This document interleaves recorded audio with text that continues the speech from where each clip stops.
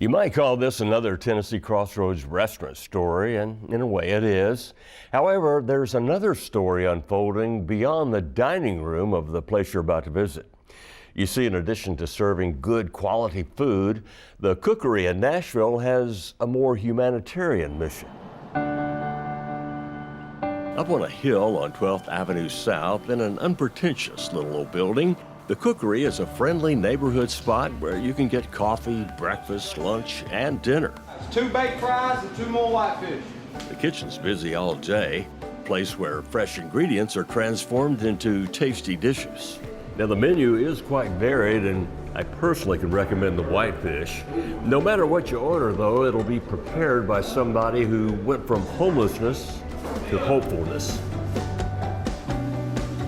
You see, in addition to cooking up quality food, the Cookery is a nonprofit organization. The kitchen is used to train formerly homeless people. Here, they learn professional culinary techniques and food safety. It's a program that makes them prepared for jobs in the food industry. It's the result of a dream finally realized for its founder, Australian-born Brett Swain. My job is I get the honor and the blessing of watching men receive hope and hope restore them. I get to watch men come alive again. Brett knows firsthand about homelessness. He experienced it years ago, shortly after arriving here from Texas. At the time, it really felt like I was abandoned. It really felt like, I don't know what you're doing, God, but I feel very alone. I couldn't reach out to anyone to help me. I was in a foreign city. I am a foreigner. I was living at the mission because I didn't know what else to do. But one day, while Brett was helping out at the mission, a miracle came walking through the door. At that point, I was just giving back at the mission, in the kitchen, just helping out, just to give back, as I said, and someone from Fleming's came. At that moment, I surrendered probably within a week or so, maybe 2 at the most, and they offered me a job just because they saw grace happening. And then eventually I became second chef in charge of that Fleming's Nashville restaurant. All the while, he harbored a dream of opening a new restaurant with a special mission in the kitchen. One day, the late Terry Kemper, his close friend and supporter, found an abandoned building for rent. And it was a wreck on the inside. The windows were holes, the toilets were holes in the floor. Next door was nothing but burnt rock and wood. It was just an absolute shambles in here. And she said, it'll take about 3 months to fix up. And I was like, okay. Well, nearly 3 years later, it still wasn't done. Eventually, patience and prayer paid off. And now the Cookery is offering 5 months of training, housing, and other care to once homeless and formerly hopeless individuals. So the idea was to bring everything we had of the culinary that I learned from Fleming's into this atmosphere so that the guys come for the hope of, you mean, my life's not over, I can do something else. And they find that their hands that perhaps have destroyed many things can make beautiful food really quickly, and people say, good job.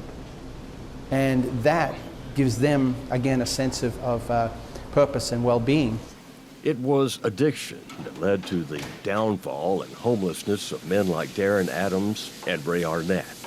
I had gotten so far in my addiction, Joe, I didn't think I'd ever be able to get out of it. I had gotten to a level that there just didn't seem like there'd be any way to ever get out. There was no hope left. I hated to see the sun come up in the morning. Both men now credit the Cookery's teaching program as a recipe for redemption.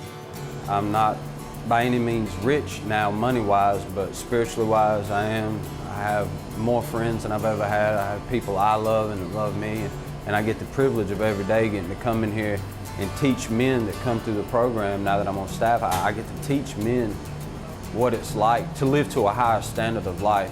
I'm a chef now. I'm one of the teachers. I've been here almost 19 months.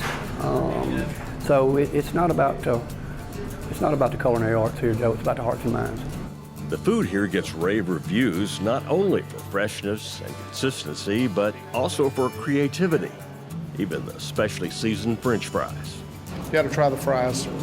Phenomenal. Whatever the spice is they're putting on them, it's a kill for them. Some of the folks that come in here, they come in here just because they want to support the ministry and are shocked by the excellence of the food.